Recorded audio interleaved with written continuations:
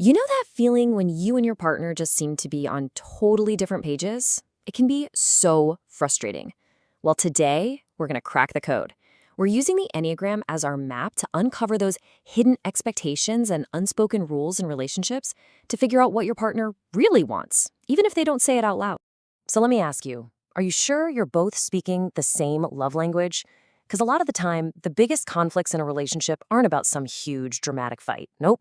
They come from these tiny, mismatched core needs. Think of the Enneagram as the ultimate decoder ring for these hidden desires. All right, let's get into it. Okay, so we're going to start with our first group, types 1, 2, and 3. You can think of these as the doers or the heart-centered types. They connect with the world through a powerful lens of what's right, a deep need to give and get love, and a real drive for success. First up, the type 1, the perfectionist. For type 1, a relationship isn't just about feelings. It's a genuine partnership built on shared principles. They're looking for a teammate, someone who's just as committed as they are to doing the right thing every single time. See, for a type 1, life is a quest for what is good and just. They absolutely need a partner who is reliable, fair, and is always willing to work on making things better. But here's the real key to understanding them. Under all that perfectionism is a relentless inner critic that never shuts up. So the most healing, powerful thing you can say to them is that simple phrase that silences the critic. You're already doing your best. It tells them they're enough. All right, let's talk about type 2, the helper. For a type 2, a relationship is all about the flow of love. It's a space for generosity, affection, and deep emotional connection. They are truly masters at giving support and care. Twos pour so much of themselves into others, their time, their advice, their emotional energy. And what they desperately need back isn't something grand or expensive. It's just simple, sincere appreciation. They need to be seen. So the ultimate game changer for a type 2 is when someone finally stops, turns the focus on them, and asks, but what do you want? What do you need? It's a sign that their needs finally matter too. And now for type 3, the achiever. Threes tend to see their relationship as a kind of power duo, a winning team that's working together to achieve amazing things in life. They're looking for someone who's not just a partner, but also their biggest fan. And this right here really gets to the core of the type 3. Yeah, they absolutely love admiration and applause, but their deepest secret fear? It's being loved only for their accomplishments. They yearn for a relationship where they can just be, without having to perform or win. That's why hearing, I'm proud of you, not for an award, but for the person they are, is just everything. So, we've seen how types 1, 2, and 3 connect through action and feeling validated. Now let's totally shift gears and look at our second group, types 4, 5, and 6. This is the thinking group. They process the world through intense feelings, deep analysis, and a constant search for something they can trust. Ah, the type 4, the original romantic. For a 4, relationships have to go way beyond the superficial. Small talk is like poison to them. They are on a quest for a true soul-to-soul connection, a sacred space where all the unique, beautiful, and even the sad parts of them can be truly seen and accepted. 4s walk through life often feeling like a beautiful, misunderstood piece of art. So, in their closest relationship, feeling understood isn't just nice, it's essential. They need a partner who won't just write off their big feelings as too much drama, but who will lean in and appreciate their emotional richness. For them, the words, I see you and I get it, are more valuable than any gift you could buy. Now let's turn to the type 5, the observer. A 5 wants a relationship that feels like a safe harbor for their mind. But, and this is so important, that harbor has to have clearly marked personal docks.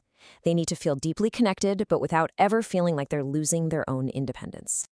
Okay, here is a vital piece of the puzzle for understanding a type 5. When they ask for space, it is not a rejection of you. It's a survival mechanism.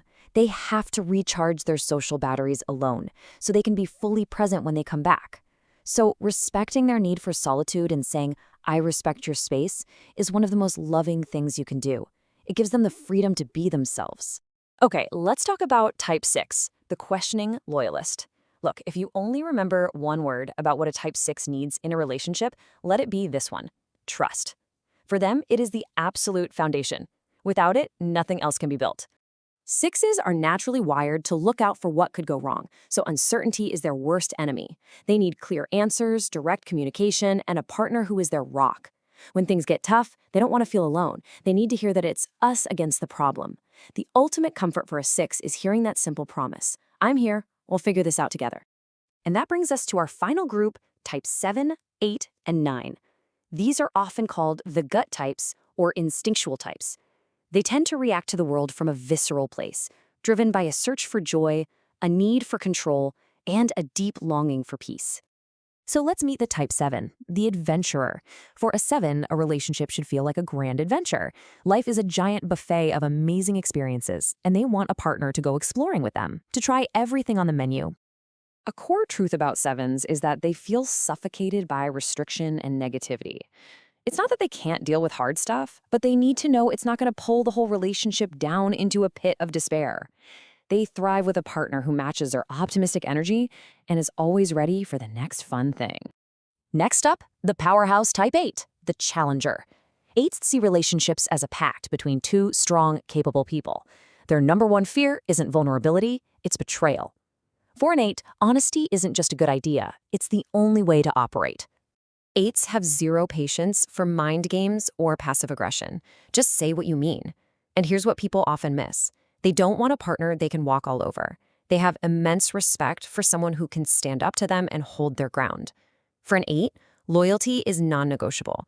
They need to know, without a shadow of a doubt, that you've got their back. And finally, we arrive at type 9, the harmonious peacemaker. More than anything in the world, a 9 wants their relationship to feel like a safe haven, a calm, gentle space where they are loved and accepted for exactly who they are, with no pressure to change. 9s are so good at seeing everyone else's perspective that they can easily lose sight of their own. A tense, conflict-filled environment just makes them shut down. What they need is a patient partner who will gently ask for their opinion and create a safe space for them to speak up. That simple little question, "What do you think?" is a profound act of love to a 9. It tells them their voice matters.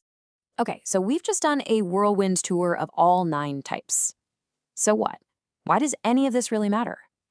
Well, it matters because understanding these deep, often unconscious motivations is the absolute key to building a stronger, more compassionate relationship.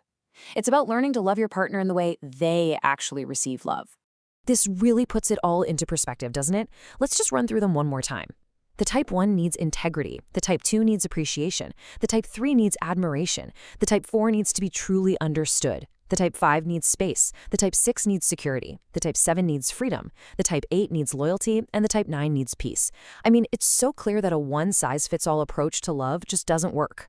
What the Enneagram does is give us a kind of roadmap to our partner's heart. It shows us where the misunderstandings are likely to happen, but more importantly, it shows us exactly how to build a bridge to get across that gap. So I'll leave you with this question. Now that you have the map, what's the first bridge you're going to build?